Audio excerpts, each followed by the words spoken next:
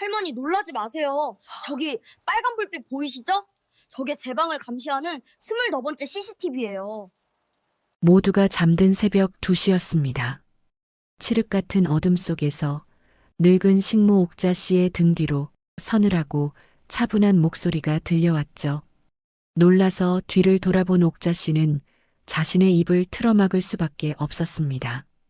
목소리의 주인은 다름 아닌 나까지만 해도 침을 흘리며 괴성을 지르던 10살짜리 바보도련님 지훈이었거든요.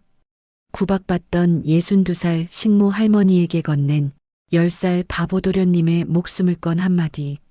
과연 무엇이었을까요? 이야기 시작 전 구독과 좋아요로 온기를 더해주세요. 어디서 듣고 계신지 댓글 남겨주시면 계신 그곳으로 건강과 평안의 기운을 가득 담아 보내드리겠습니다.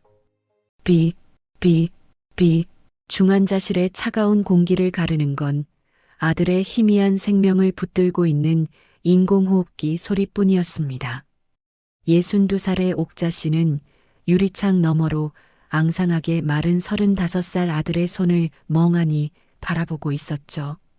친구놈의 꼬임에 넘어가 덜컥 보증을 섰던 착해 빠진 아들은 결국 10억 원이라는 감당할 수 없는 빚더미를 남긴 채 공사장에서 추락하고 말았습니다.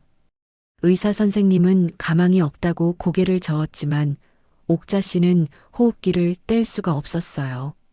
매달 쏟아지는 병원비 580만 원과 사채업자들의 끔찍한 협박 전화. 그것이 옥자 씨가 늙고 병든 몸을 이끌고 이 지옥 같은 태상그룹 회장 저택의 입주 도우미로 들어올 수밖에 없었던 이유였습니다. 죽고 싶어도 아들의 숨이 붙어 있는 한 죽을 수도 없는 노릇이었으니까요. 도망치듯 들어온 태상그룹의 저택은 으리으리했지만 마치 거대한 무덤처럼 냉기만 감돌았습니다. 현관에 들어서자마자 코끝을 찌른 건 사람 사는 냄새가 아니라 차가운 소독약 냄새와 비싼 방향제 냄새뿐이었죠.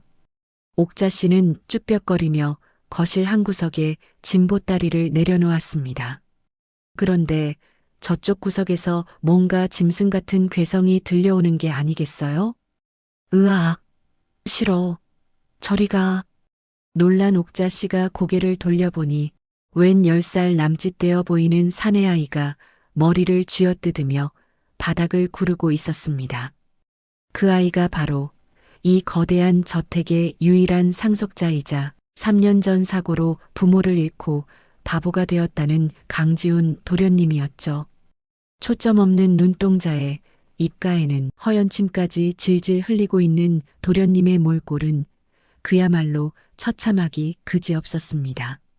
옥자 씨는 저도 모르게 입을 틀어막았죠.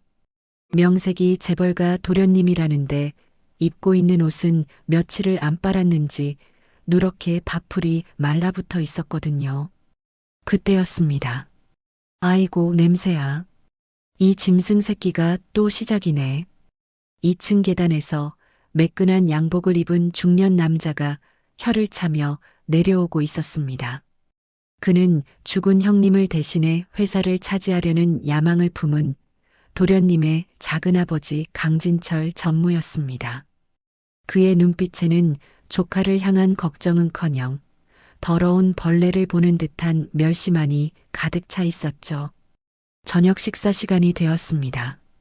식탁 위에는 기름진 갈비찜과 윤기가 자르르 흐르는 쌀밥이 푸짐하게 차려졌습니다. 하지만 그건 오로지 강진철 전무 한 사람을 위한 밥상이었죠. 옥자 씨는 도련님의 밥은 어디 있나 싶어 부엌을 두리번거렸습니다. 그런데 강진철이 식탁 아래 있던 무언가를 집어들더니 바닥으로 휙 하고 던져버리는 게 아니겠어요? 챙그랑 소름 끼치는 금소금과 함께 바닥을 뒹군 건 여기저기 찌그러지고 때가 낀 양은 냄비였습니다. 그 안에는 식다만 찬밥 덩어리와 김치 몇 조각이 마치 음식물 쓰레기처럼 뒤섞여 있었죠. 짐승은 바닥에서 먹어야지. 안 그래? 강진철은 비릿한 웃음을 흘리며 의자에 등을 기댔습니다. 옥자 씨는 자신의 눈을 의심했습니다. 아무리 바보가 되었다지만 엄연히 이 집안의 주인인 도련님에게 개밥그릇이라니요? 하지만 더 충격적인 건 그 다음 도련님의 행동이었습니다.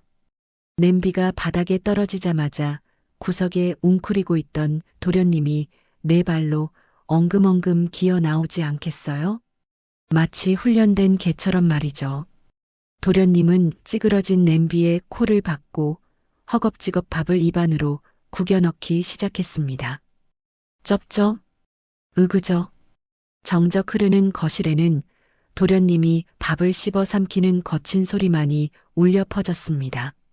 그 모습을 지켜보던 강진철은 와인잔을 흔들며 만족스러운 듯 중얼거렸죠. 진작 저렇게 키웠어야 했는데 말이야. 형님이 너무 오냐오냐 했어.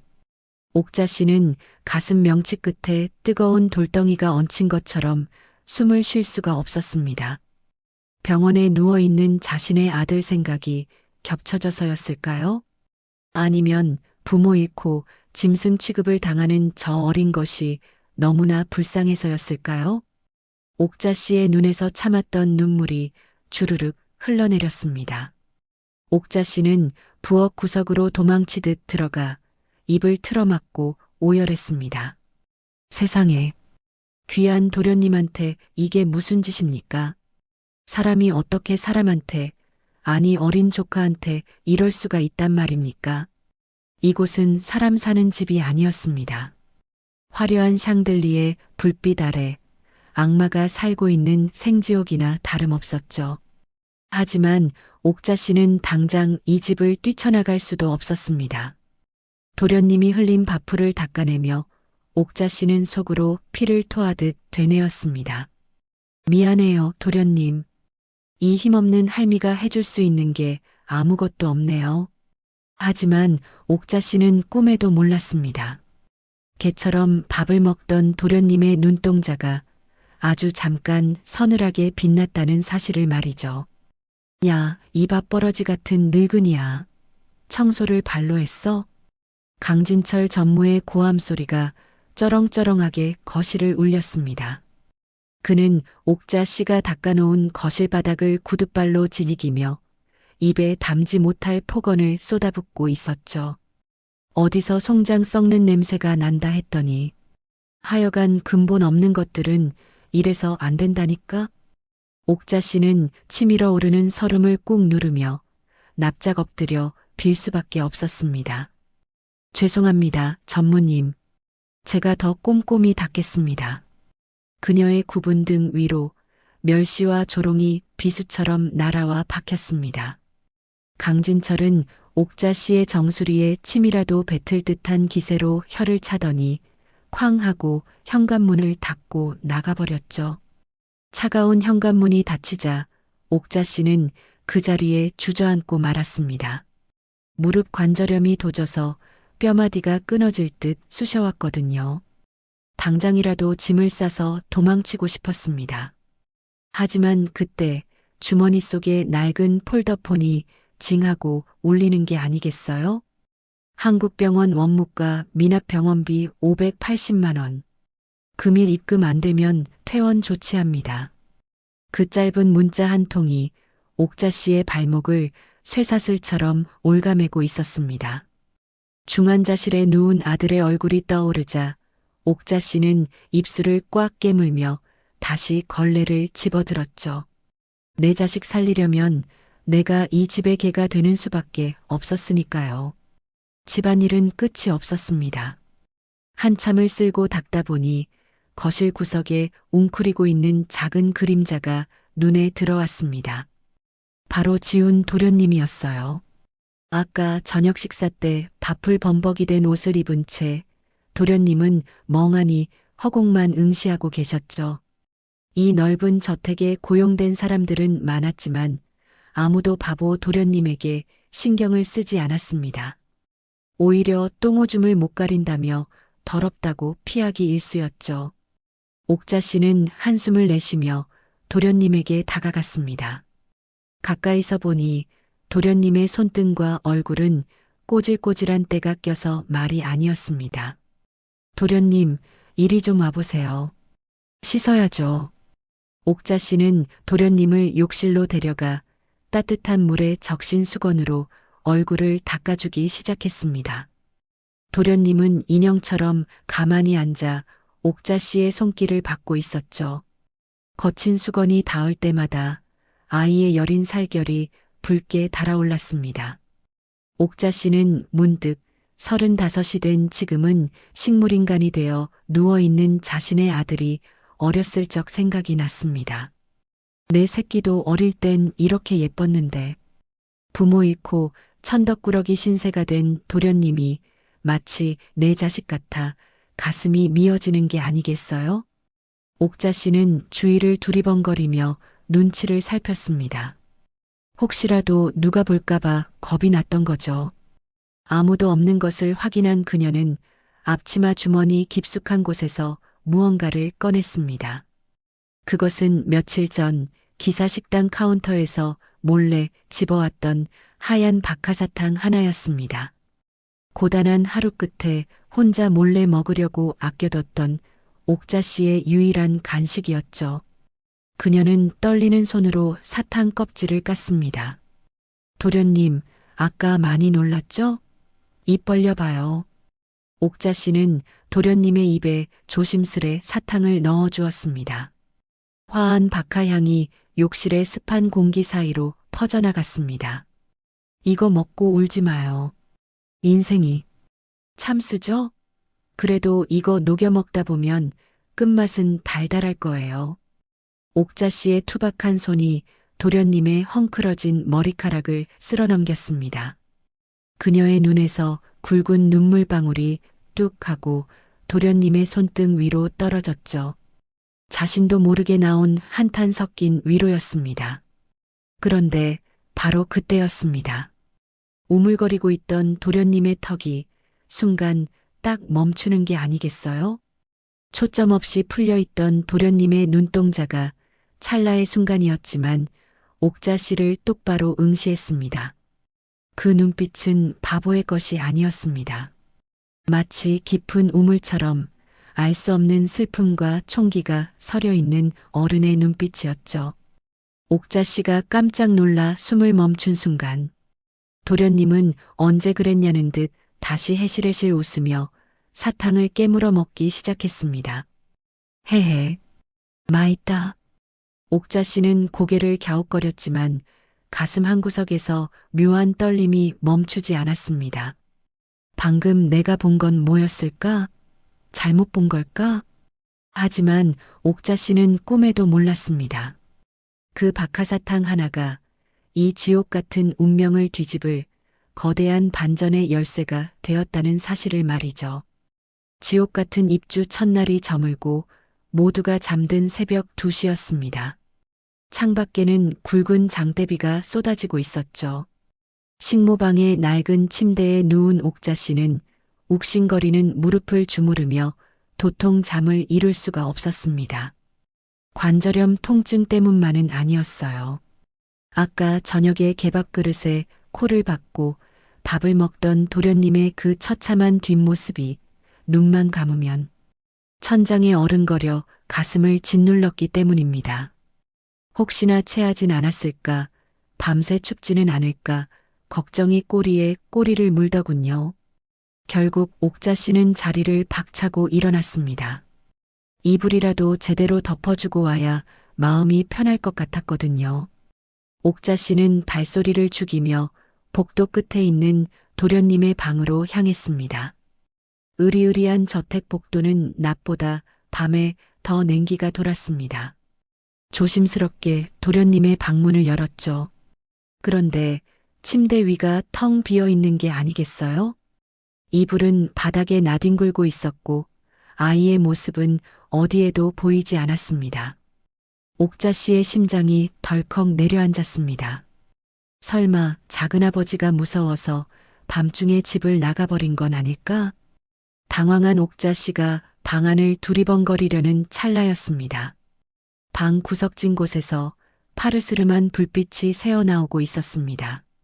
그건 다름 아닌 컴퓨터 모니터 불빛이었죠. 어둠 속에서 작은 등 하나가 그 불빛 앞에 꼿꼿하게 앉아 있었습니다. 바로 도련님이었습니다. 그런데 분위기가 묘하게 달랐습니다. 낮에 멍하니 허공을 보며 침을 흘리던 그 모자란 아이가 아니었거든요. 타닥, 타닥, 타닥. 경쾌하고 빠른 키보드 소리가 빗소리에 섞여 방 안을 가득 채우고 있었습니다. 옥자 씨는 홀린 듯이 도련님의 등 뒤로 한 발짝 다가갔죠. 옥자 씨는 실눈을 뜨고 모니터 화면을 들여다보았습니다. 세상에, 이게 다 뭐란 말입니까? 화면 가득 빨갛고 파란 복잡한 그래프들이 춤을 추고 있는 게 아니겠어요? 그건 주식 차트였습니다. 그리고 그 옆에 띄워진 또 다른 화면을 본 옥자 씨는 입을 틀어막고 주저앉을 뻔했습니다. 화면이 무려 24개로 나누어져 있었는데 그건 저택의 거실, 복도, 심지어 강진철 전무의 침실까지 비추고 있는 CCTV 화면이었거든요. 소름이 머리끝까지 쭈뼛 솟아올랐습니다. 이 어린아이가 이 깊은 밤에 혼자서 집안 구석구석을 감시하고 있었던 겁니다. 그때였습니다. 신들린 듯 움직이던 도련님의 손가락이 딱 멈췄습니다. 인기척을 느낀 걸까요? 의자가 끼익 소리를 내며 천천히, 아주 천천히 뒤로 돌아갔습니다. 옥자 씨는 숨소리조차 낼 수 없었습니다. 어둠 속에서 드러난 도련님의 얼굴. 그 얼굴을 마주한 순간 옥자 씨는 자신이 알던 그 바보 도련님이 아니라는 걸 본능적으로 깨달았죠. 풀려있던 눈동자는 온데간데 없고 마치 먹잇감을 노리는 맹수처럼 형형하게 빛나는 눈빛이 옥자 씨를 꿰뚫어 보고 있었으니까요. 도련님이 의자에서 벌떡 일어났습니다. 나처럼 네 발로 기어오지도 비틀거리지도 않았습니다. 성큼성큼 어른처럼 침착한 걸음으로 옥자 씨의 코앞까지 다가왔죠. 옥자 씨가 뒷걸음질 치려 하자 도련님이 검지를 입술에 갖다 대며 조용히 속삭였습니다. 쉿! 그러고는 옥자 씨의 거칠고 투박한 손을 자신의 고사리 같은 두 손으로 꽉 잡는 게 아니겠어요? 도련님의 손은 빗물처럼 차가울 줄 알았는데 난로처럼 뜨거웠습니다. 그 온기에 옥자 씨의 얼어붙은 마음이 일순간 녹아내리는 기분이었죠. 도련님은 옥자 씨의 눈을 똑바로 바라보며 입을 열었습니다. 그것은 10살 아이의 투정이 아니었습니다. 지옥에서 살아남기 위해 칼을 갈아온 처절한 승부사의 제안이었죠. 할머니, 제 편이 되어주세요. 도련님의 목소리는 낮고 단단했습니다. 저 바보 아니에요. 살려고 미친 척 연기하는 거예요. 옥자 씨가 멍하니 입을 벌리고 있자 도련님이 쐐기를 박듯 결정적인 한마디를 던졌습니다. 할머니를 옥죄고 있는 그 빚 10억 원, 제가 전부 갚아드릴게요. 그러니 저랑 같이 저 악마들을 잡아요. 3년 전 부모님의 차 사고는 단순한 사고가 아니었습니다. 도련님의 입에서 나온 말은 밖에서 치는 천둥 소리보다 더 무섭고 끔찍한 진실이었습니다. 그날 밤 도련님은 차고에서 작은아버지가 부모님 차의 브레이크 선을 건드리는 걸 목격했던 겁니다. 하지만 10살도 안 된 어린애 말을 누가 믿어주겠습니까? 오히려 그 사실을 아는 순간 자신도 쥐도 새도 모르게 죽임을 당할 게 뻔했으니까요. 그래서 도련님은 그날부터 미친 척 연기를 시작했던 거죠. 살아남아서 복수하기 위해 스스로 바보의 가면을 쓴 채 지옥 같은 3년을 버텨온 것이었습니다. 작은아버지가 주는 밥에 독이 든 걸 알면서도 먹었어요. 뱉으면 의심할 테니까요. 도련님은 덤덤하게 말했지만 옥자 씨는 그 어린 가슴에 맺힌 피멍이 보이는 것 같아 억장이 무너졌습니다. 멀쩡한 정신으로 개밥 그릇에 코를 박고 독약을 삼켜야 했을 그 심정이 오죽했겠습니까? 옥자 씨는 도련님의 작은 손을 자신의 거친 두 손으로 감싸쥐었습니다. 그리고 눈물 젖은 목소리로 맹세하듯 말했죠. 나는 내 아들 병원비 벌려고 여기 온 줄 알았는데 그게 아니었네요. 하늘이 불쌍한 우리 도련님 지키라고 나 같은 늙은이를 여기로 보냈나 봅니다. 그 말에 도련님의 눈시울이 붉어지는 게 아니겠어요? 하지만 감상에 젖어 있을 시간은 그리 길지 않았습니다. 도련님은 검지를 입에 대며 천장을 가리켰습니다. 이 저택은 겉보기엔 화려하지만 벽이며 천장이며 작은아버지가 심어놓은 도청 장치가 없는 곳이 없었으니까요. 말로 작전을 짰다가는 내일 아침 당장 쥐도 새도 모르게 사라질 수도 있는 상황이었죠. 도련님은 침대 밑에서 먼지 쌓인 상자 하나를 꺼내왔습니다. 그 안에는 한쪽 눈알이 빠지고 털이 다 빠진 아주 낡은 곰 인형 하나가 들어 있었습니다. 도련님이 유일하게 남겨둔 돌아가신 어머니의 유품이었죠. 앞으로 중요한 얘기는 이 곰 인형으로 해요. 도련님은 곰 인형을 옥자 씨의 품에 안겨주며 둘만의 은밀한 암호를 정하기 시작했습니다. 말로 하면 들키니 행동으로 신호를 보내자는 거였죠. 잘 들으세요, 할머니. 제가 만약 이 곰 인형의 왼쪽 귀를 만지작거리면 그건 위험 신호예요. 작은아버지가 근처에 있거나 도청이 의심될 때니 무조건 입을 다물고 바보 연기를 하라는 뜻이었습니다. 옥자 씨는 침을 꼴깍 삼키며 고개를 끄덕였죠. 실수하면 둘 다 죽는다는 생각에 손에 식은 땀이 흥건하게 배어 나왔습니다. 반대로 제가 오른쪽 귀를 부드럽게 쓰다듬으면 그건 안전하다는 뜻이에요. 도련님의 눈빛이 장난기 어린 소년처럼 반짝였습니다. 그건 작은아버지가 없으니 마음 놓고 작전을 시작해도 좋다는 일종의 공격 신호였죠.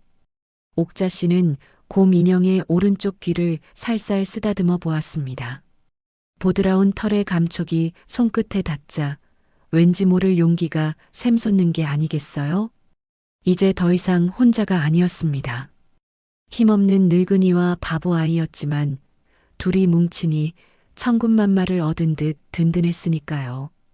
새벽 3시가 넘어서야 비로소 작전 회의가 끝났습니다. 옥자 씨는 곰 인형을 품에 안고 방을 나섰습니다. 복도의 어둠은 여전히 짙고 무거웠지만 옥자 씨의 발걸음은 아까보다 훨씬 가벼워져 있었죠. 등 뒤에서 도련님이 작은 목소리로 속삭였습니다. 할머니, 부탁해요. 내일 아침부터 바로 시작이에요. 옥자 씨는 뒤도 돌아보지 않고 주먹을 불끈 쥐어 보였습니다. 걱정 마세요, 도련님. 이 할미가 비록 배운 건 없어도 연기 하나는 기가 막히게 할 테니까요. 방으로 돌아온 옥자 씨는 곰 인형을 머리맡에 두고 잠을 청했습니다. 창밖의 비는 그쳤지만 저택을 감싸고 있는 차가운 공기는 여전했습니다. 내일 날이 밝으면 강진철 전무는 또다시 옥자 씨를 구박하고 도련님을 괴롭히러 올 것입니다. 하지만 이제는 당하고만 있지는 않을 겁니다. 과연 낡은 곰 인형 하나와 두 사람의 비밀스러운 연극은 악마 같은 강진철의 눈을 완벽하게 속여넘길 수 있을까요? 다음 날 아침이 밝았습니다. 하지만 저택의 공기는 여전히 살얼음판 같았죠. 강진철 전무는 출근 준비를 하다 말고 거실 바닥에 있는 먼지 한 톨을 꼬투리 잡아 옥자 씨를 들들 볶기 시작했습니다. 야, 늙은이. 눈이 멀었어? 이게 안 보여? 그는 옥자 씨가 죄송하다고 고개를 숙이는데도 분이 안 풀리는지 손을 번쩍 치켜드는 게 아니겠어요? 금방이라도 옥자 씨의 뺨을 내려칠 기세였습니다. 옥자 씨가 질끈 눈을 감으며 몸을 움츠린 바로 그 순간이었습니다. 거실 소파 구석에서 곰 인형을 안고 있던 도련님의 손이 바쁘게 움직였습니다. 겉보기엔 스마트폰 게임을 하는 철없는 아이처럼 보였죠. 하지만 도련님의 엄지는 곰 인형의 오른쪽 귀를 부드럽게 쓰다듬고 있었습니다. 작전 개시. 도련님의 손가락이 스마트폰 화면의 전송 버튼을 누르는 순간 저택의 스마트홈 시스템이 해킹되며 요란한 소리를 내기 시작했습니다. 팍팍, 팍팍팍. 갑자기 거실의 거대한 샹들리에 조명이 미친 듯이 깜빡거리기 시작했습니다. 마치 공포 영화의 한 장면처럼 불빛이 꺼졌다 켜졌다를 반복하며 음산한 분위기를 자아냈죠. 강진철은 옥자 씨를 때리려던 손을 허공에 멈춘 채 어리빠진 표정으로 천장을 올려다보았습니다. 뭐야? 정전인가? 그때였습니다. 거실 한가운데 놓여있던 최신형 인공지능 스피커에서 지지직거리는 잡음과 함께 낯익은 목소리가 흘러나오지 않겠어요? 진철아, 강진철. 그 목소리를 듣는 순간 강진철의 얼굴이 백지장처럼 하얗게 질려버렸습니다. 그건 3년 전에 죽은 자신의 형님이자 도련님의 아버지인 강태산 회장의 목소리였거든요. 스피커의 파란 불빛이 붉은색으로 바뀌며 목소리는 점점 더 커지고 뚜렷해졌습니다. 내 아들, 지훈이, 괴롭히지 마라. 내가 다 보고 있다. 지하에서 울려 퍼지는 듯한 저음의 목소리가 거실을 쩌렁쩌렁하게 울렸습니다. 사실 강진철에게는 치명적인 약점이 하나 있었어요. 그건 바로 남들은 모르는 극도의 미신 맹신자라는 사실이었죠. 형을 죽이고 회사를 뺏은 죄책감 때문일까요? 그는 평소에도 귀신을 무서워해서 양복 안주머니에 1,000만 원짜리 부적을 넣고 다닐 정도였습니다. 그런 그에게 죽은 형님의 목소리가 들렸으니 오죽했겠습니까? 강진철은 으악 하고 비명을 지르며 그 자리에 털썩 주저앉고 말았어요. 다리에 힘이 풀려버린 것이었죠. 형님, 제가 안 그랬어요. 잘못했어요. 천하의 강진철이 바닥을 기며 살려달라고 비는 꼴이라니 정말 가관이었습니다. 그는 덜덜 떨리는 손으로 양복 안주머니를 뒤져 노란 부적을 꺼내 허공에 대고 마구 흔들어댔어요. 물러가라. 썩 물러가. 내가 비싼 부적도 썼는데 왜 나타나? 식은땀을 비오듯 흘리며 바닥에 머리를 쿵쿵 찢는 그의 모습은 악마가 아니라 겁에 질린 쥐새끼나 다름없었죠. 구석에 있던 도련님은 곰 인형 뒤에 숨어 킬킬거리는 웃음을 참느라 어깨를 들썩이고 있었습니다. 이때다 싶어 옥자 씨가 바람잡이 연기에 들어갔습니다. 그녀는 무릎을 치며 과장된 목소리로 통곡하듯 소리쳤죠. 아이고, 회장님 귀신이 노하셨네. 노하셨어. 옥자 씨는 엎드려 있는 강진철의 등 뒤에 대고 천연덕스럽게 겁을 주었습니다. 전무님, 빨리 비세요. 회장님이 지금 전무님 어깨 위에 앉아 계시잖아요. 어깨 위? 강진철은 기겁을 하며 자신의 어깨를 털어내더니 네 발로 기어서 2층으로 도망치기 시작했습니다. 바지 가랑이 사이가 축축하게 젖어 있는 걸 보니 아마 오줌까지 지린 모양이었습니다. 강진철이 방문을 걸어 잠그고 숨어버리자 거실에는 다시 평화가 찾아왔어요. 깜빡이던 조명도 언제 그랬냐는 듯 정상으로 돌아왔죠. 옥자 씨와 도련님은 서로를 바라보며 소리 없는 하이파이브를 나눴습니다. 속이 뻥 뚫리는 사이다 같은 아침이었어요. 하지만 도련님의 표정은 마냥 밝지만은 않았습니다. 미신에 미친 강진철이 공포에 질리면 쥐구멍으로 숨을지 아니면 더 미친 짓을 벌일지 알 수 없었으니까요. 과연 오늘 밤 강진철은 공포를 이기기 위해 또 어떤 끔찍한 짓을 꾸미게 될까요? 한바탕 소동이 지나가고 저택에는 다시금 무거운 정적이 찾아왔습니다. 강진철 전무가 방에 틀어박혀 나오지 않자 도련님은 옥자 씨의 소매를 조용히 잡아당겼죠. 그러고는 침대 밑 깊숙한 곳에서 낡은 스케치북 한 권을 꺼내 보여주는 게 아니겠어요? 표지는 꼬질꼬질하게 때가 타 있었지만 도련님이 얼마나 소중하게 다뤘는지 모서리가 다 달아 있었습니다. 옥자 씨는 의아한 표정으로 스케치북을 넘겨보았어요. 첫 장을 넘기자마자 나타난 건 뿔이 흉측하게 돋아나고 이빨이 뾰족한 괴물의 그림이었습니다. 누가 봐도 영락없는 아이들의 서툰 낙서처럼 보였죠. 어머나, 이건 뿔난 도깨비인가요? 옥자 씨의 물음에 도련님은 고개를 가로저으며 그림의 구석진 곳을 손가락으로 가리켰습니다. 옥자 씨는 주머니에서 돋보기를 꺼내 쓰고 눈을 가늘게 뜨며 그림을 들여다보았죠.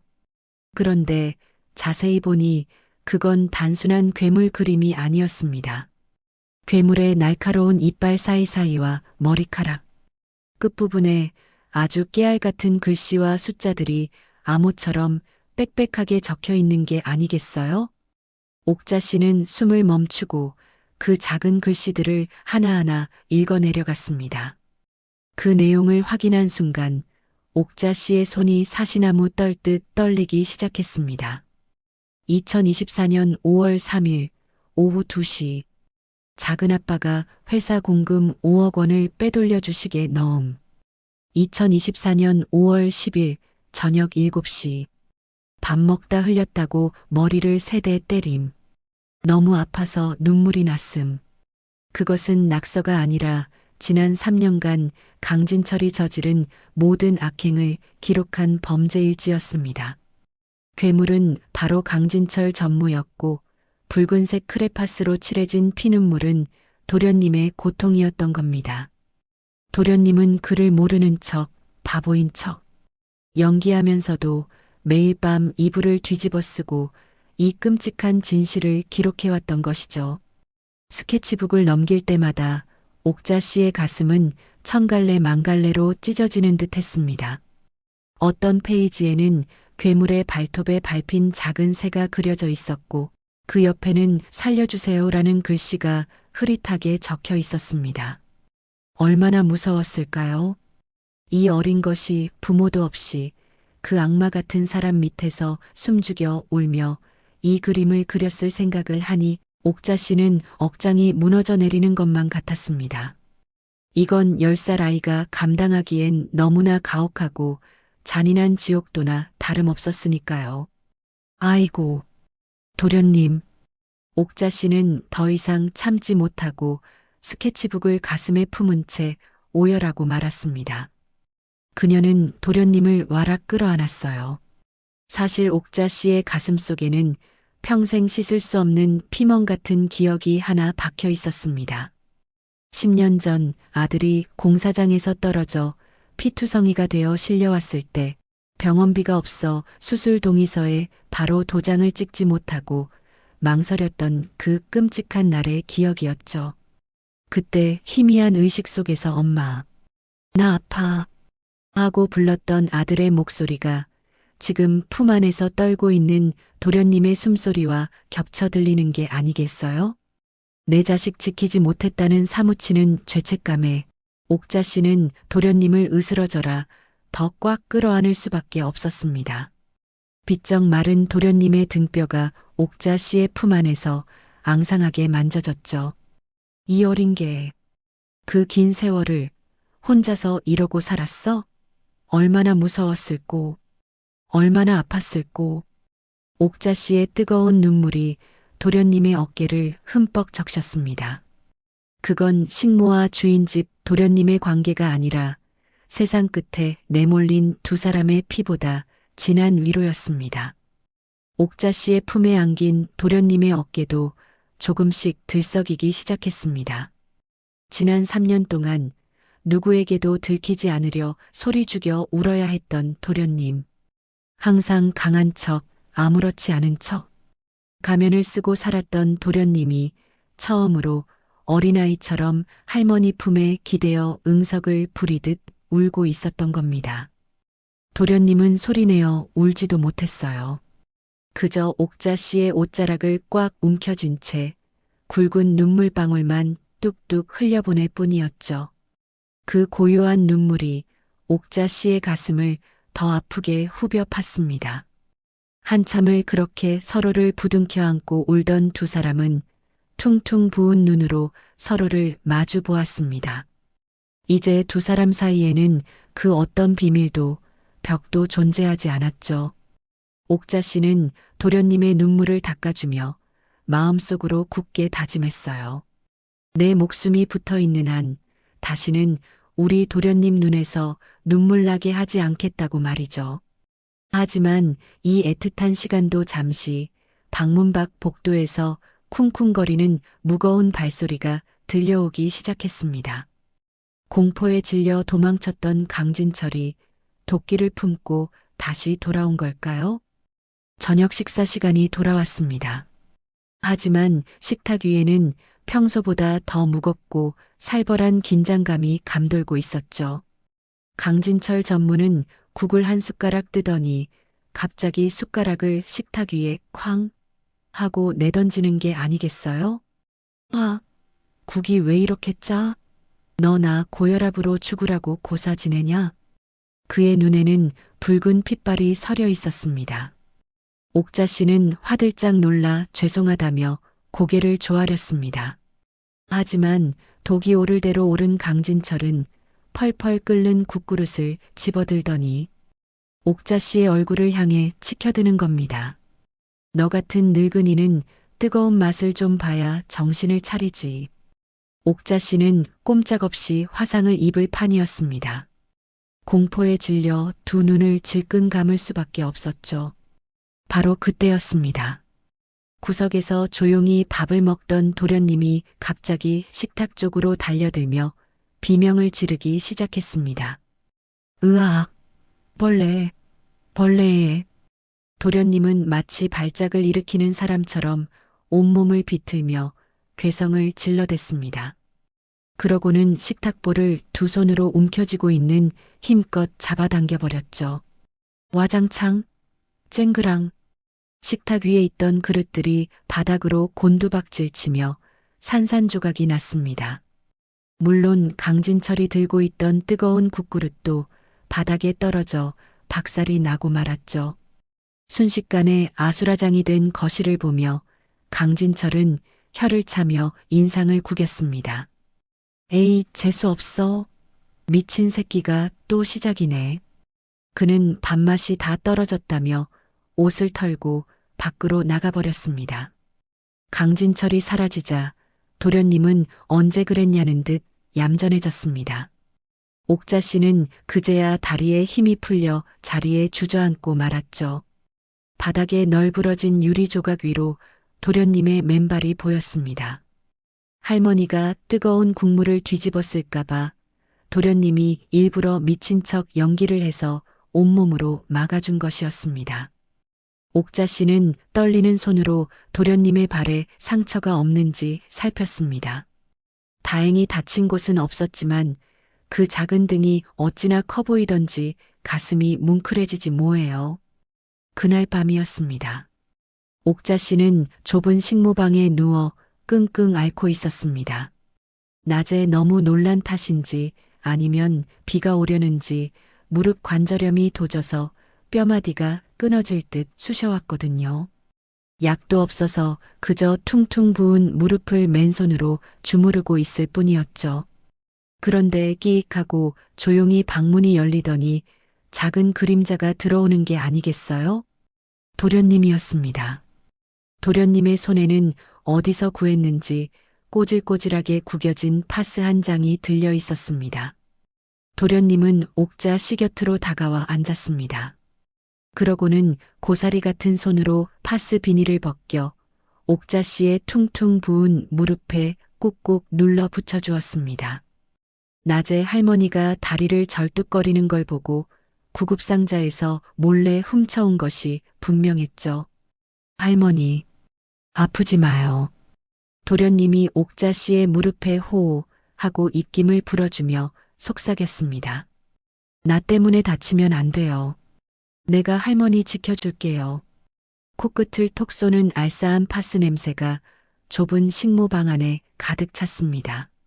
하지만 옥자 씨에게는 그 냄새가 세상 그 어떤 비싼 향수보다 더 향긋하고 포근하게 느껴졌죠. 파스를 다 붙인 도련님은 거북이 등껍질처럼 거칠어진 옥자 씨의 손을 자신의 보드라운 뺨에 가만히 가져다 대는 게 아니겠어요? 마치 돌아가신 어머니의 온기를 다시 한번 느껴보려는 듯 눈을 지그시 감은 채 말이에요. 그 작은 몸짓 하나가 10억 빚에 눌려 숨도 못 쉬던 옥자 씨의 언가슴을 또 한 번 묵직하게 울리고 있었습니다. 옥자 씨의 눈에서 왈칵 눈물이 쏟아졌어요. 차가운 파스였지만 그 어떤 비싼 약보다 뜨겁고 따뜻하게 옥자 씨의 아픈 곳을 어루만져 주었으니까요. 옥자 씨는 도련님을 와락 끌어안고 소리 죽여 울었습니다. 세상 사람들은 바보라고 손가락질하지만 이 아이는 세상 그 누구보다 속이 깊고 따뜻한 아이였죠. 옥자 씨는 도련님의 등을 토닥이며 마음속으로 맹세했습니다. 그래요, 도련님. 우리 꼭 살아서 나가요. 이 할미가 목숨 걸고 지켜줄게요. 하지만 이 애틋한 평화도 잠시였습니다. 두 사람의 비밀스러운 동맹을 눈치채기라도 한 걸까요? 다음 날 아침 강진철의 눈빛이 전과는 비교도 안 될 만큼 살벌하게 변해 있다는 걸 두 사람은 그때까지도 까맣게 모르고 있었거든요.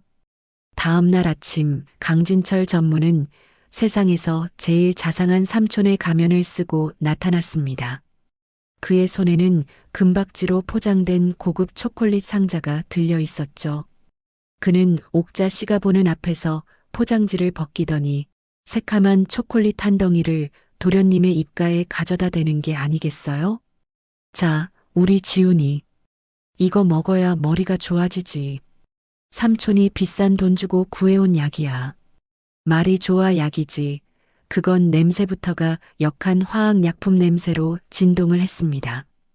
도련님은 먹기 싫은 듯 고개를 돌리며 버둥거렸지만 강진철은 억지로 도련님의 턱을 잡아 벌리고 그 검은 덩어리를 입안 깊숙이 밀어 넣었습니다.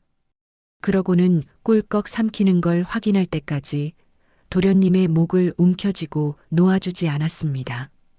옥자 씨는 그 광경을 보며 주먹을 꽉 쥐어야만 했죠. 옳지, 잘 먹네. 그래야 빨리 나와서 삼촌 도와주지. 강진철은 집을 나서기 전 거실벽에 걸린 형님의 거대한 초상화를 잠시 올려다보았습니다. 그러고는 넥타이를 고쳐 매며 사진을 향해 비릿한 비웃음을 흘리는 게 아니겠어요? 형님, 너무 억울해하지 마쇼. 회사는 원래 독하고 강한 놈이 갖는 거야. 형님처럼 물러 터져서야 어디 이 험한 세상을 버티겠어? 그는 자신이 저지른 짓이 폐륜 범죄가 아니라 회사를 위한 어쩔 수 없는 혁명이라고 굳게 믿고 있는 구제불능의 괴물 그 자체였습니다. 강진철은 도련님의 머리를 거칠게 쓰다듬고는 휘파람을 불며 회사로 출근했습니다. 현관문이 닫히는 소리가 들리자마자 도련님은 화장실로 달려가 헛구역질을 하기 시작했죠. 옥자 씨가 놀라서 등을 두드려 주려는데 도련님이 혀 밑에서 녹담한 초콜릿 덩어리를 뱉어내는 게 아니겠어요? 삼킨 게 아니었습니다. 강진철이 목을 조르는 그 위급한 상황에서도 도련님은 혀 밑 깊숙한 곳에 약을 숨겨두고 삼킨 척 연기를 했던 겁니다. 도련님은 입안에 남은 쓴맛이 역겨운지 물로 몇 번이나 입을 헹궈내더니 비장한 표정으로 옥자 씨의 손을 잡아 끌었습니다. 할머니, 저랑 같이 갈 데가 있어요. 보여줄 게 있거든요. 도련님이 옥자 씨를 데리고 간 곳은 저택 뒤편에 있는 후미진 화단이었습니다. 사람들의 발길이 잘 닿지 않아 잡초가 무성한 곳이었죠. 도련님은 덤불을 헤치고 구석에 놓인 커다란 화분 하나를 가리켰습니다. 옥자 씨는 별 생각 없이 그 화분을 들여다보다가 흡 하고 숨을 들이켜고 말았습니다. 그건 정말이지 기괴하고 섬뜩한 광경이었거든요. 주변의 잡초들은 파릇파릇한데 도련님이 가리킨 화분의 식물만 마치 불에 탄 것처럼 새카맣게 타들어가 죽어 있는 게 아니겠어요? 줄기는 비틀려 있었고 잎사귀는 도끼에 짓눌린 듯 바스러져 형체조차 알아볼 수 없었어요. 도련님이 그동안 뱉어낸 약을 몰래 이 화분에 버려왔던 겁니다. 세상에, 이게 정말 그 약 때문이란 말입니까? 옥자 씨의 목소리가 사시나무 떨듯 떨려 나왔습니다. 도련님은 말없이 고개를 끄덕였어요.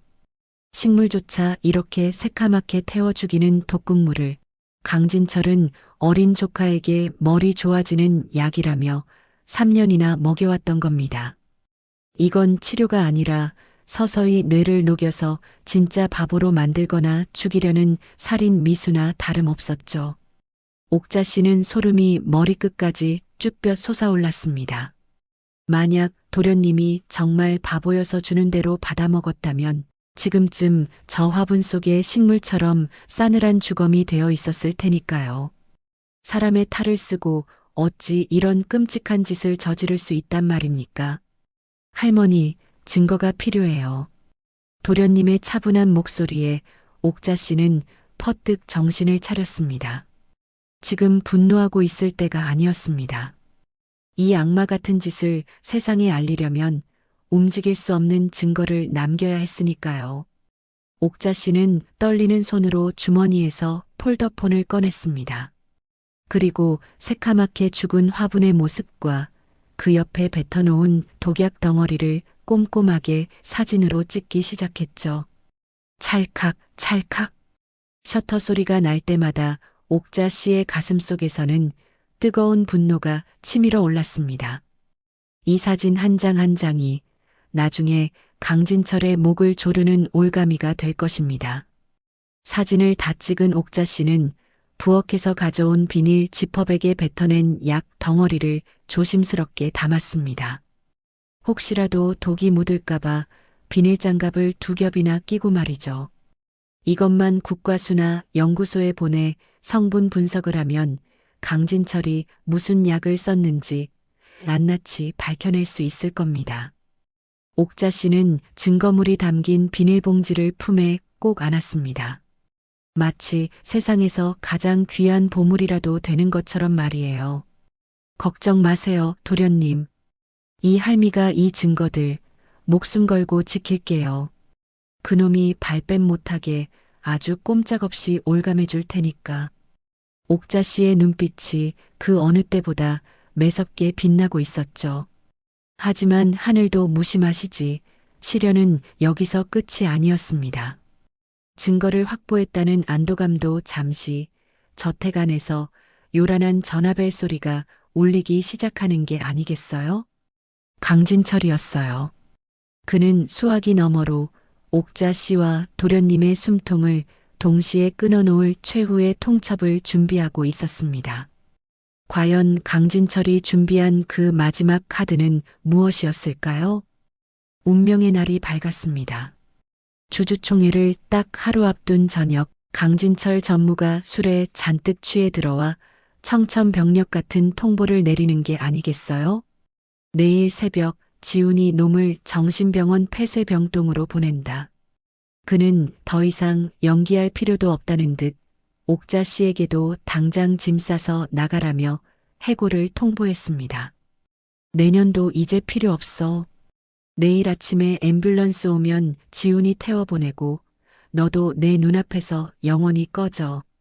옥자 씨가 바짓가랑이를 잡고 매달렸지만 그는 옥자 씨를 거칠게 발로 걷어차 버렸습니다. 이대로 쫓겨나면 도련님은 꼼짝없이 병원에 갇혀 식물인간이 될 게 뻔했고 옥자 씨의 아들 또한 병원비가 끊겨 죽게 될 상황이었죠. 강진철은 혹시 모를 변수를 차단하겠다며 끔찍한 짓까지 저질렀습니다. 인부들을 시켜 도련님의 방문을 밖에서 쇠사슬로 칭칭 감고 주먹만한 자물쇠까지 채워버린 것입니다. 오늘 밤은 쥐새끼 한 마리도 못 빠져나가. 얌전히 있다가 병원이나 가라. 옥자 씨는 도련님을 혼자 둘 수 없다며 울부짖다가 결국 도련님 방에 함께 갇히는 신세가 되고 말았죠. 철커덕하고 자물쇠 잠기는 소리가 마치 사형 선고처럼 차갑게 울려 퍼졌습니다. 방 안에 갇힌 옥자 씨는 털썩 주저앉아 하염없이 눈물만 흘렸습니다. 이제 모든 게 끝난 것만 같았거든요. 시간은 야속하게도 빠르게 흘러갔습니다. 벽시계의 초침 소리가 마치 옥자 씨의 심장을 쪼는 것만 같았죠. 어느덧 모두가 잠든 새벽 2시가 되었습니다. 4시간 뒤면 사설 앰뷸런스가 들이닥칠 절체절명의 시간이었죠. 옥자 씨가 공포에 질려 벌벌 떨고 있는데 침대에 앉아있던 도련님이 조용히 자리에서 일어나는 게 아니겠어요? 도련님은 검지를 입에 대며 옥자 씨를 안심시켰습니다. 할머니, 울지 말고 일어나세요. 우린 절대 안 죽어요. 도련님의 눈빛은 어둠 속에서도 형형하게 빛나고 있었습니다. 도련님은 방 한구석에 있는 육중한 원목 옷장 앞으로 다가갔습니다. 그러고는 바닥에 납작 엎드려 옷장 밑에 있는 작은 레버를 조작하기 시작했죠. 기익, 쿵. 그러자 놀라운 일이 벌어졌습니다. 성인 남자 서너시 붙어도 꼼짝 않을 것 같던 거대한 옷장이 레버 하나에 부드럽게 옆으로 밀려나는 게 아니겠어요? 옷장이 치워진 벽면에는 성인 한 명이 겨우 기어서 통과할 수 있을 만한 낡은 환기구 덮개가 숨겨져 있었습니다. 그건 도련님이 지난 3년간 작은아버지의 눈을 피해 몰래 파둔 생존의 구멍이자 비밀 기지였던 겁니다. 여기가 밖으로 나가는 길입니까? 옥자 씨가 놀라서 입을 다물지 못하자 도련님은 재빨리 덮개의 나사를 풀어냈습니다. 환기구 안에서는 쾌쾌한 먼지 냄새와 함께 차가운 밤 공기가 밀려 들어왔습니다. 그 좁은 통로 안에는 도련님이 그동안 모아둔 비상금과 노트북 그리고 강진철의 범죄 증거가 담긴 가방이 미리 준비되어 있었죠. 도련님은 뒤를 돌아보며 옥자 씨의 손을 꼭 잡았습니다. 이 통로는 지하 보일러실이랑 연결돼요. 거길 통해서 밖으로 나갈 수 있어요. 하지만 문제는 옥자 씨의 무릎이었습니다. 관절염으로 퉁퉁 부은 다리로 이 좁고 긴 통로를 기어서 갈 수 있을지 걱정부터 앞섰으니까요. 할머니, 무릎 많이 아프시죠? 도련님도 옥자 씨의 다리를 보며 걱정스러운 표정을 지었습니다. 하지만 여기서 주저앉으면 둘 다 죽은 목숨이나 다름없었으니까요. 옥자 씨는 이를 악물고 고개를 저었습니다. 아니에요, 도련님. 이 할미는 괜찮아요. 기어서라도 갈 수 있어요. 옥자 씨는 치마를 질끈 동여매고 바닥에 엎드렸습니다. 살기 위해서라면 무릎이 으스러지는 한이 있더라도 기어가야만 했으니까요. 도련님이 먼저 작은 몸을 환기구 안으로 밀어넣으며 앞장섰습니다. 제가 먼저 갈게요. 할머니는 제 발만 보고 따라오세요. 좁은 환기구 안은 그야말로 칠흑 같은 어둠이었습니다. 손전등 하나의 의지에 기어가는데 무릎이 바닥에 닿을 때마다 뼛속까지 파고드는 통증에 비명이 절로 나왔습니다. 으윽! 옥자 씨가 신음소리를 낼 때마다 앞서가던 도련님이 멈춰서서 뒤를 돌아보았습니다. 할머니, 조금만 참으세요. 거의 다 왔어요. 도련님은 자신의 손수건을 꺼내 바닥에 깔아주며 옥자 씨가 조금이라도 덜 아프게 배려해 주었죠. 그 고사리 같은 손길의 의지에 옥자 씨는 눈물 범벅이 된 얼굴로 한 발 한 발 앞으로 나아갔습니다. 먼지와 거미줄이 얼굴을 뒤덮었지만 지금 그게 대수겠습니까? 얼마나 기었을까요? 마침내 통로 끝에서 희미한 빛이 보이기 시작했습니다. 지옥 같았던 저택을 빠져나오는 출구였어요. 온몸이 땀과 먼지로 뒤범벅된 두 사람은 서로의 손을 잡고 거친 숨을 몰아쉬었습니다. 하지만 안심하기엔 일렀죠. 이제 날이 밝으면 곧 주주총회가 시작될 테고 강진철은 두 사람이 사라진 걸 알고 미친 듯이 추격해 올 테니까요. 과연 늙은 식모와 어린 도련님은 이 추격을 따돌리고 주주총회장까지 무사히 도착할 수 있을까요? 겨우겨우 환기구를 빠져나와 보일러실 밖으로 나왔을 때는 이미 동이 트고 있었습니다. 옥자 씨와 도련님의 몰골은 그야말로 거짓골이나 다름없었죠. 옷은 시커먼 먼지와 거미줄로 뒤범벅이 되어 있었고 옥자 씨의 무릎에서는 피가 배어나와 치마를 붉게 적시고 있었습니다. 하지만 쉴 틈이 없었습니다. 오전 9시면 태상그룹 본사 대강당에서 주주총회가 시작되니까요. 옥자 씨는 덜덜 떨리는 다리를 주먹으로 내리치며 택시를 잡았습니다. 기사님이 냄새가 난다며 인상을 찌푸렸지만 옥자 씨는 쌈짓돈을 쥐어주며 사정사정했죠. 기사 양반, 제발 빨리 좀 갑시다. 사람 목숨이 달린 일이에요. 택시는 아침 출근길을 뚫고 두 사람의 운명이 걸린 태상그룹 본사를 향해 미친 듯이 질주했습니다. 태상그룹 본사 로비는 주주총회 때문에 이른 아침부터 북새통을 이루고 있었습니다. 검은 양복을 입은 경호원들이 개미 새끼 한 마리 얼씬 못하게 입구를 지키고 있었고 여기저기서 플래시를 터뜨리는 기자들로 발 디딜 틈이 없었죠. 옥자 씨는 구석에 마련된 휠체어를 발견하고 다리가 풀린 도련님을 그 위에 태웠습니다. 이제 저 삼엄한 경비를 뚫고 회의장 안으로 들어가는 게 문제였죠. 초대장도 없는, 그것도 행색이 남루한 노인과 어린아이가 정문을 통과한다는 건 불가능에 가까운 일이었으니까요. 아니나 다를까 두 사람이 회전문 근처에 얼씬거리자마자 덩치 큰 보안 요원들이 앞을 가로막는 게 아니겠어요? 뭐야? 어디서 노숙자들이 들어오려고 해? 당장 나가. 보안 요원은 옥자 씨의 어깨를 거칠게 밀쳤습니다. 힘없는 옥자 씨는 바닥에 나뒹굴 뻔했죠. 도련님이 휠체어 손잡이를 꽉 잡으며 눈짓을 보냈습니다. 할머니, 지금이에요. 약속된 신호였습니다. 옥자 씨는 바닥에 주저앉은 채로 대성통곡을 하며 시장바닥 아줌마처럼 소란을 피우기 시작했습니다. 아이고, 사람 죽네. 니들이 감히 누굴 밀쳐? 내가 이 집안 식모야, 식모. 갑작스러운 고성에 로비에 있던 사람들의 시선이 일제히 쏠렸습니다. 보안 요원들이 당황해서 웅성거리는 사이 옥자 씨는 빈 도시락 가방을 허공에 휘두르며 악을 썼습니다.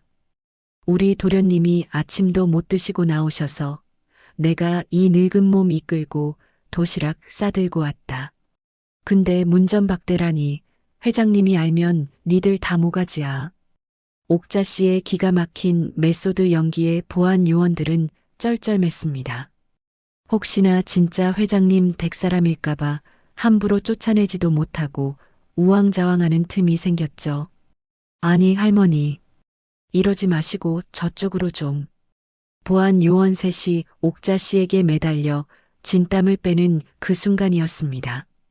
도련님은 휠체어 바퀴를 굴려 요원들의 등 뒤로 소리 없이 미끄러져 나갔습니다. 사람들의 시선이 온통 바닥에 드러누운 옥자 씨에게 쏠린 틈을 타 직원 전용 쪽문으로 향하는 사각지대를 파고든 겁니다. 심장이 터질 것 같았지만 도련님은 뒤도 돌아보지 않았습니다. 도련님은 미리 파악해둔 직원 통로를 통해 주주총회장이 있는 3층 대강당 뒷문까지 잠입하는 데 성공했습니다. 복도에는 팽팽한 긴장감이 감돌고 있었어요. 도련님은 숨을 죽이고 굳게 닫힌 대강당 문에 귀를 가져다 댔습니다. 안에서는 웅장한 음악 소리와 함께 사회자의 들뜬 목소리가 들려오고 있었죠. 자, 그럼 지금부터 태상그룹 신임 회장 취임식을 시작하겠습니다. 우레와 같은 박수 소리가 터져 나왔어요. 도련님은 주먹을 꽉 쥐었죠. 이제 곧 저 문을 열고 들어가 거짓으로 쌓아 올린 강진철의 성을 무너뜨려야 했습니다. 잠시 후 땀 범벅이 된 옥자 씨가 헐레벌떡 복도로 달려와 도련님과 합류했습니다. 그녀의 옷은 찢어지고 머리는 산발이 되었지만 눈빛만은 살아있었죠. 대강당 안 화려한 조명을 받으며 강진철 전무가 단상 위로 걸어 올라갔습니다. 그는 승리감에 도취되어 세상을 다 가진 듯한 표정을 짓고 있었어요. 어젯밤 도련님을 방에 가두고 쇠사슬까지 채웠으니 자신의 앞길을 막을 장애물은 이제 아무것도 없다고 믿었겠죠. 그는 헛기침을 한 번 하더니 엄숙한 표정으로 마이크를 잡았습니다. 존경하는 주주 여러분, 저는 오늘 갑작스럽게 떠나신 형님의 유지를 받들어 이 자리에 섰습니다. 뻔뻔하기 그지없는 거짓말이었죠. 형을 죽인 살인자가 형의 유지를 운운하다니요. 강진철은 가슴에 손을 얹으며 말을 이었습니다. 형님이 목숨 바쳐 일궈내신 우리 태상그룹을 제가 반드시. 그때였습니다. 강진철이 준비한 감동적인 연설이 절정으로 치닫으려는 찰나 대강당의 거대한 뒷문이 쾅 하고 열리는 소리가 장내를 뒤흔들었습니다. 수백 명의 주주들과 기자들의 고개가 동시에 뒤쪽으로 돌아갔죠. 단상 위에 있던 강진철의 미간도 찌푸려졌습니다. 어떤 놈이 감히 신성한 취임식에 늦어? 하지만 문을 열고 들어온 사람들의 형상을 확인한 순간 강진철의 동공이 지진이라도 난 듯 심하게 흔들리는 게 아니겠어요? 역광을 받아 검은 실루엣으로 서 있는 휠체어 위에 작은 아이와 그 옆을 지키는 늙은 여자. 죽은 줄만 알았던, 아니 갇혀 있어야 할 그들이 지옥에서 살아 돌아온 것이었습니다. 과연 도련님은 이 수많은 사람들 앞에서 저 악마의 가면을 어떻게 벗겨버리게 될까요? 잠깐, 그 취임식 당장 멈추십시오. 대강당의 정적을 깨고 터져나온 쩌렁쩌렁한 목소리에 수백 명의 시선이 일제히 출입구로 쏠렸습니다. 문이 활짝 열린 그곳에는 흙먼지를 뒤집어 쓴 채 휠체어에 앉은 도련님과 머리가 산발이 된 옥자 씨가 서 있는 게 아니겠어요?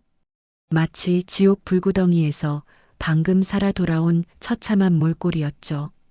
단상 위에 있던 강진철은 소스라치게 놀라 뒷걸음질 쳤지만 이내 표정을 일그러뜨리며 보안 요원들에게 소리쳤습니다. 뭐 하는 거야? 저 미친 애랑 늙은이를 당장 끌어내. 어디서 행패야? 보안 요원들이 우르르 달려들려는 찰나 장내를 술렁이게 만드는 놀라운 일이 벌어졌습니다. 평생 걷지도 말하지도 못하는 바보인 줄 알았던 도련님이 휠체어에서 벌떡 일어난 것입니다. 비틀거림조차 없는 아주 꼿꼿하고 당당한 자세였습니다. 도련님은 성큼성큼 단상 앞으로 걸어나갔습니다. 그 위풍당당한 기세에 눌려 보안 요원들은 감히 손도 대지 못하고 길을 터줄 수밖에 없었죠.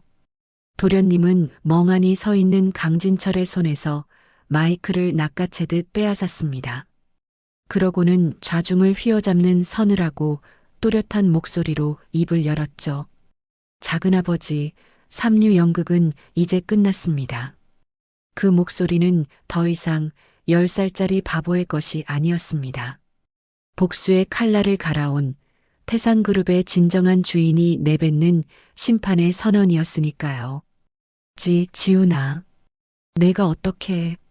강진철이 사색이 되어 입을 뻐끔거리는 사이 도련님은 주머니에서 스마트폰을 꺼내 버튼 하나를 눌렀습니다. 팍팍. 강진철의 얼굴이 대문짝만하게 박혀있던 대형 스크린의 화면이 순식간에 바뀌는 게 아니겠어요? 가장 먼저 뜬 것은 옥자 씨가 돋보기로 찾아냈던 괴물 그림 스케치북의 내용이었습니다. 5월 3일 작은아빠가 나를 발로 찼다. 회사 돈 5억 원을 빼돌렸다. 삐뚤빼뚤한 글씨와 함께 강진철이 저지른 횡령과 폭행의 기록들이 적나라하게 화면을 가득 채웠습니다. 객석에 앉아있던 주주들과 기자들 사이에서 경악 섞인 탄성이 터져나왔죠. 하지만 충격은 거기서 끝이 아니었습니다. 화면이 넘어가자 이번에는 시커멓게 타들어 죽은 화분 사진과 국과수 검사 결과지가 떴습니다.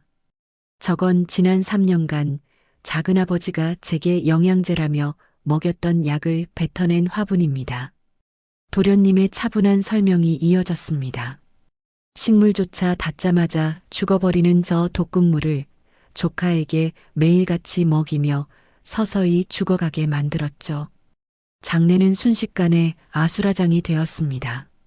카메라 플래시가 미친 듯이 터지기 시작했고 기자들은 강진철을 향해 질문을 쏟아냈습니다.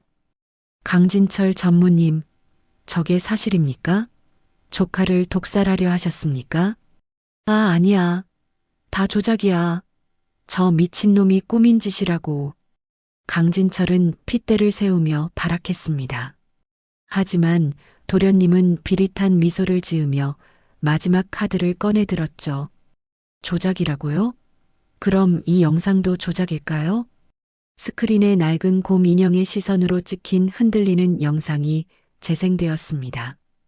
영상 속 강진철은 술에 취해 혼잣말을 짓거리고 있었죠. 형, 미안해. 브레이크 좀 고장냈다고 그렇게 한 방에 갈 줄 몰랐지. 크크. 지훈이도 곧 형 곁으로 보내줄게. 그럼 이 회사는 다 내 거야. 빼도 박도 못할 살인자백이었습니다. 그 끔찍한 진실 앞에 강진철을 옹호하던 임원들마저 고개를 돌리고 말았죠. 궁지에 몰린 강진철은 반쯤 실성한 사람처럼 웃어댔습니다. 하, 이거 다 가짜야. 내가 누군 줄 알아? 나 태산그룹 회장이야. 바로 그때였습니다.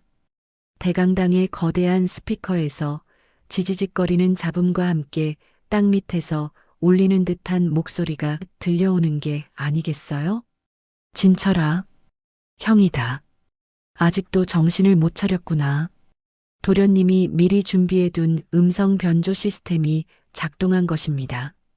그 소리를 듣는 순간 미신에 미쳐 살던 강진철의 이성은 완전히 끊어지고 말았습니다. 그는 으악, 형님 귀신이 왔다. 라고 비명을 지르며 바닥에 엎어졌습니다. 극도의 공포 때문이었을까요? 그의 바지 가랑이 사이로 누런 오줌이 흥건하게 배어 나오기 시작했습니다. 천하의 강진철이 대중 앞에서 오줌을 지리며 무너져 내린 것입니다. 그는 덜덜 떨며 네 발로 기기 시작했어요. 그가 기어가서 매달린 곳은 다름 아닌 단상 아래 서 있던 옥자 씨의 발밑이었죠. 그는 옥자 씨가 닦아놓은 구두코에 머리를 쳐박고 싹싹 비는 게 아니겠어요? 살려주세요. 잘못했습니다. 제발 저 귀신 좀 쫓아주세요. 어제까지만 해도 밥벌어지라 부르며 무시하던 늙은 식모에게 살려달라고 애원하는 꼴이라니. 그야말로 완벽하고 처절한 인과응보였습니다. 강진철 씨, 당신을 살인 및 횡령 혐의로 긴급 체포합니다. 신고를 받고 출동한 경찰들이 들이닥쳐 오줌 범벅이 된 강진철에게 수갑을 채웠습니다. 안 돼. 이거 난 회장이야. 그가 개처럼 끌려나가는 모습을 보며 도련님은 마이크를 내려놓고 옥자 씨를 바라보았습니다. 옥자 씨는 흑투성이가 된 얼굴로 환하게 웃으며 도련님을 향해 엄지를 치켜 세웠죠. 도련님도 처음으로 아이답게 활짝 웃어 보였습니다. 지옥 같았던 3년간의 연극이 마침내 막을 내리는 순간이었습니다. 객석에서는 누가 먼저랄 것도 없이 기립박수가 터져 나왔습니다. 하지만 이것이 끝은 아니었습니다. 10년 뒤 두 사람에게는 이보다 더 영화 같은 기적과 보상이 기다리고 있었으니까요. 그날의 주주총회는 대한민국 재계 역사상 가장 충격적이고 통쾌한 사건으로 남았습니다. 살인과 횡령 혐의가 드러난 강진철은 현장에서 긴급 체포되어 무기징역을 선고받고 차가운 감옥에 수감되었습니다. 강진철의 모든 지분은 몰수되었고 도련님은 명실상부한 태상그룹의 최대 주주이자 유일한 후계자로 등극했죠. 그리고 강산도 변한다는 10년의 세월이 훌쩍 흘렀습니다. 계절이 40번이나 바뀌는 동안 두 사람에게는 과연 어떤 기적 같은 변화가 찾아왔을까요? 서울의 한 특급 호텔 연회장 앞 검은색 최고급 리무진 한 대가 미끄러지듯 멈춰 섰습니다. 호텔 직원들이 달려와 정중하게 뒷문을 열자 우아한 비취색 한복을 차려입은 백발의 노부인이 지팡이를 짚고 내리는 게 아니겠어요? 그녀는 다름 아닌 10년 전 흑투성이가 되어 소란을 피우던 식모 박옥자 여사님이었습니다. 하지만 지금의 그녀는 밥벌어지라 불리던 그때의 초라한 노인이 아니었죠.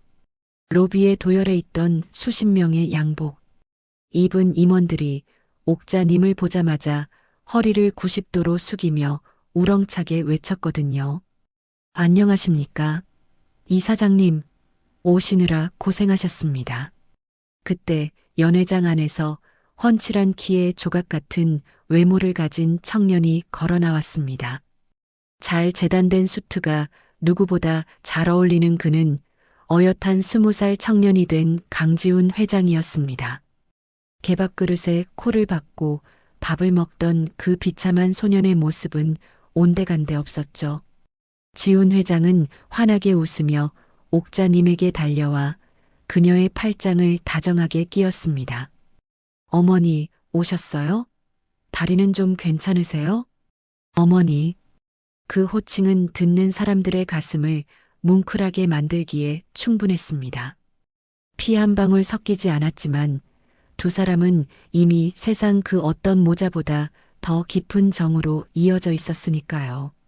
오늘은 강지훈 회장이 사제를 출연해 설립한 태산복지재단의 설립 기념식이 열리는 날이었습니다. 화려한 샹들리에 아래 정재계에 내놓으라 하는 인사들이 모두 모여 있었죠.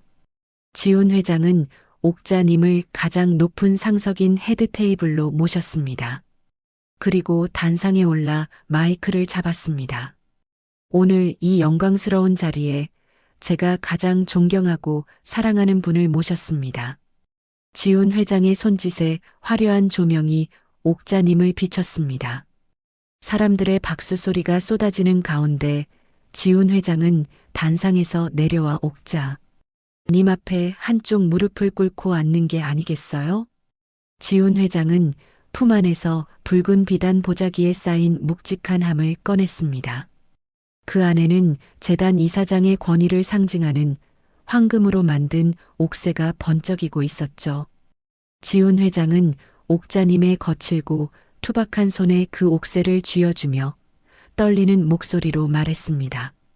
이 재단의 진짜 주인은 제가 아닙니다. 지옥 같던 그 집에서 제 목숨을 살려주신 나의 어머니 박옥자 여사님이십니다. 그것은 10년 전 10억 빚을 갚아주겠다던 어린 소년의 약속을 뛰어넘는 세상에서 가장 위대하고 아름다운 보상이었습니다. 옥자님은 옥새를 쥔 손을 부들부들 떨며 하염없이 눈물을 흘렸습니다. 회장님, 아니 지훈아, 내가 이런 걸 받아도 되는 거냐? 옥자님이 감격에 겨워 말을 잇지 못할 때였습니다. 객석 맨 앞줄에서 누군가가 휠체어를 타고 천천히 다가오는 게 아니겠어요? 어머니, 축하드려요. 그 목소리를 듣는 순간 옥자님의 눈이 휘둥그레졌습니다. 그건 바로 10년 전만 해도 식물인간으로 누워있던 옥자님의 아들 영훈 씨였습니다. 지훈 회장이 지난 10년간 세계 최고의 의료진을 붙여주고 병원비를 전액 지원한 덕분에 기적적으로 의식을 찾고 재활에 성공한 것이었죠. 비록 휠체어에 앉아 있었지만 아들의 얼굴은 그 어느 때보다 건강하고 행복해 보였습니다. 옥자님은 아들을 부둥켜 안고 엉엉 소리내어 울었습니다. 10년 전 죽지 못해 살았던 그 모진 세월들이 주마등처럼 스쳐 지나갔겠죠. 지훈 회장은 주머니에서 무언가를 꺼냈습니다. 그것은 하얀 박하사탕이었어요. 지훈 회장은 울고 있는 옥자님의 입에 사탕을 넣어주며 어린아이처럼 해맑게 웃었습니다. 어머니, 이제 인생이 좀 달콤해지셨나요? 입안 가득 퍼지는 박하향과 함께 옥자님도 눈물 젖은 미소를 지어 보였습니다. 그래, 달다. 정말 달아. 그것은 단순한 사탕 맛이 아니었습니다. 긴 고통의 터널을 지나온 사람만이 맛볼 수 있는 인생의 참된 단맛이었을 겁니다.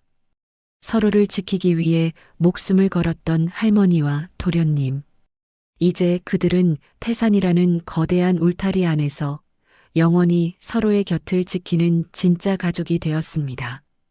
여러분들의 삶에도 고단함 끝에 박하사탕 같은 달콤한 기적이 찾아오기를 진심으로 기원합니다. 지금까지 달봄 사연이었습니다.